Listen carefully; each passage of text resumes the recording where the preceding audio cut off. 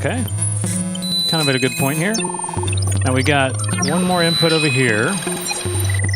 And what can we use for that? Let's actually, while we're at it, just do a little bit of utilizing these gates down here. So I haven't been striking my VCA up here. No, don't really like that. Let's go right there, maybe. Yeah, that's not bad.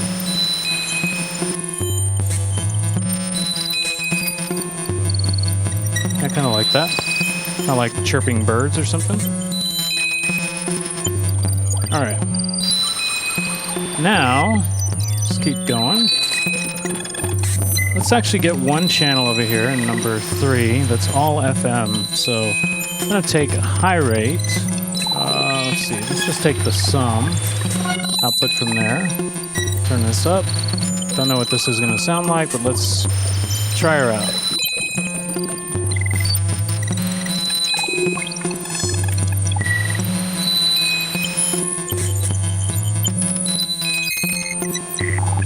Bring that down a little bit.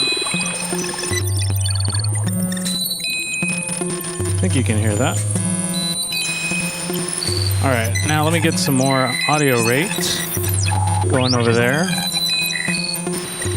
I'm going to take this out, and I'm going to go into one of these other inputs. Let's try the 4th one. In some cases, I am just choosing these arbitrarily, you know.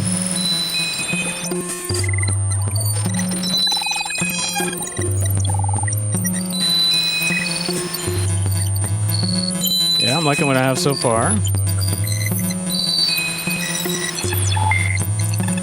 Okay. Now, let's see. What else can we do here?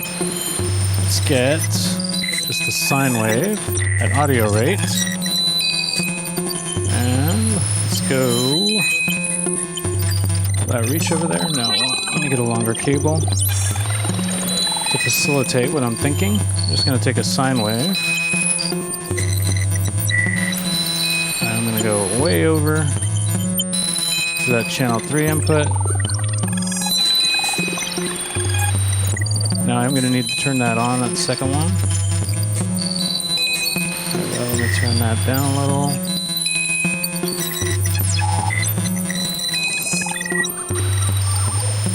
Okay. Now I'm going to kind of just inject a little chaos here. So I'm going to take the mayhem output from here. And I'm going to go over into CV input of the Molten modulator. Make sure I'm in a high frequency there.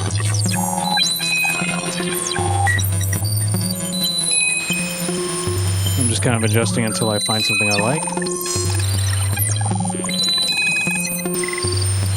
All right. I don't want to leave this one out, so what I'm going to do is I'm going to set this into low frequency. I'll tip on my lights down there. It's kind of in the middle frequency. Let's see. There we go. Let me just take a sine from there. And then maybe I'll do a 1 volt per octave.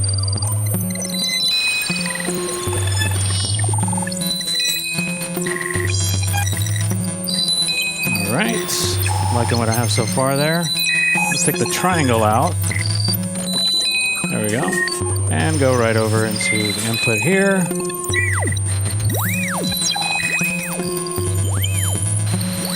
Oh, that's not that interesting. Let's try something else.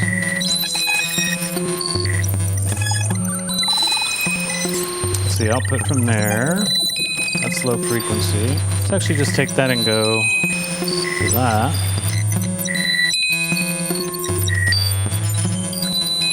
I just wanted to get a little cross modulation going on, even if it is kind of indirect. I'm going to take the difference output from here and then just feed it back right over here. Let's go right into the ante. She won't mind. Okay, we still have one input over there at my mixer. Actually 2. 1, 2. So let's get something in there. Let's try maybe the square. Or sorry, that's the sub out. Let's try the square out. Down here, this might be loud.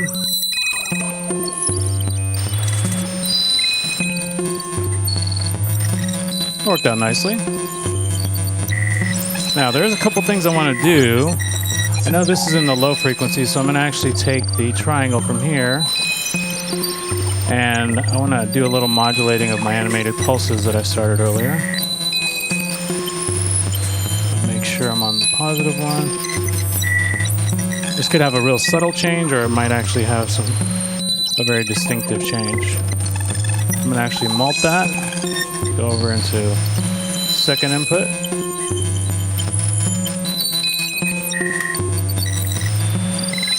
There we go. Okay, so we just have, looks like the one input down here. Let's get something in there.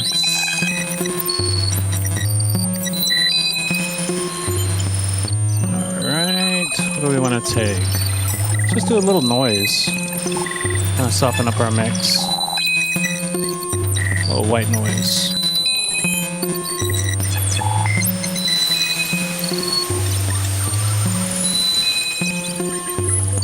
Kind of like his ambience right there.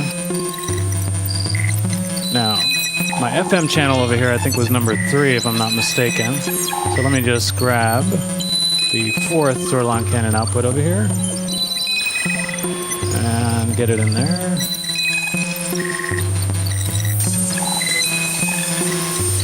Adjust that level a little.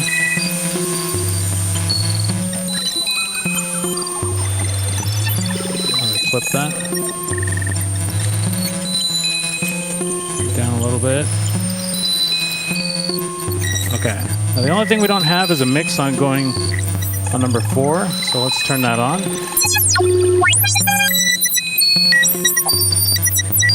And bring that level down.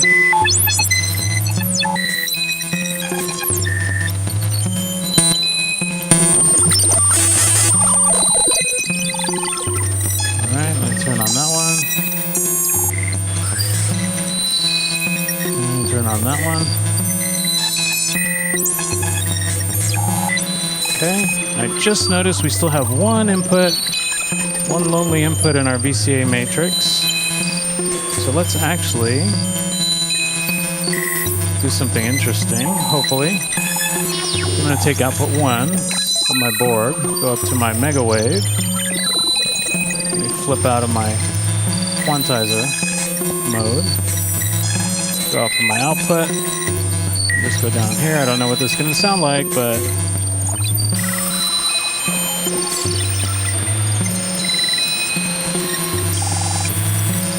there we go.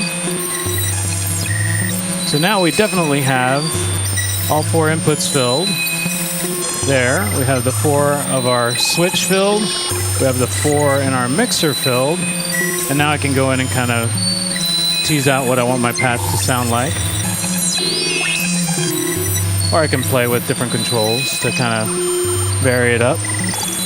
Or if I just want to throw a big monkey wrench in it, like maybe grab the pulse out and start clocking into the noise ring.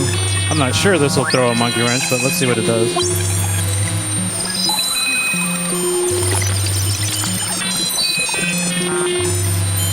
Let's try a different waveform, maybe a sine wave.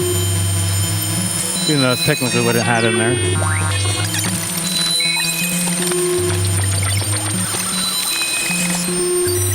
Maybe play with the change, or the chance, I'm sorry, and change.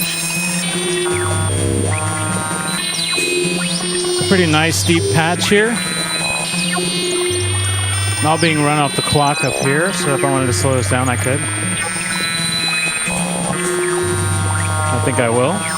So that's going to bring this episode of Patch It to a close. I hope that you found this semi-interesting. Kept you kind of watching. I'm not sure when we'll get around to doing another episode of Patch It here, but hopefully it'll be soon. I'm enjoying these a lot. Let's see. I'm mentally a little drained right now, so I really hope that you found this useful. It's kind of been fun doing it. If you haven't checked out the previous episode that I posted recently for Raul's World of Synths, please do that. There's an episode of Patch It I did out there, and in case you aren't familiar with that channel, that's also another one of my channels, Raul's World of Synths. So that's just a little plug for myself. I'd like to get as many subscribers as I can, so please go out there and check it out. Anyway, keep on patching out there, and we'll see you next time.